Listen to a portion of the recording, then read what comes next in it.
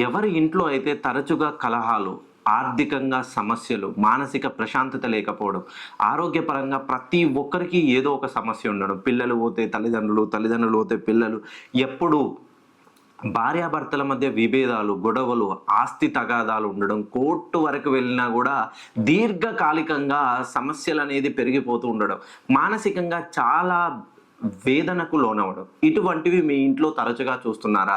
అయితే ఎప్పుడైతే మీ ఇంట్లో మీరు ఏది చేసినా కలిసి రావట్లేదో, ఏ పని ప్రారంభించినా ఆటంకం మొదలవుతుందో, ఆర్థికంగా రోజు రోజుకి రుణ బాధలు పెరిగిపోతుంటాయో, ఇటువంటి వాళ్ళు ఒక్కసారి నేను ఒక నాగమణి బంధనాన్ని పంపిస్తాను. అది నూతనంగా గృహ నిర్మాణం చేసుకున్న వాళ్ళు గానీ, నూతనంగా గృహ ప్రవేశం అయ్యే లోపల గానీ, ఎప్పుడైతే మీ ఇంటికి ఈశాన్యం మూలన వాటర్ సంపు మీ గడపకి 2.5 అంగుళాల లోతున ఉంటే ఒక్కసారి నన్ను పర్సనల్‌గా గానీ, డైరెక్ట్‌గా గానీ కలిసే ప్రయత్నం చేయండి.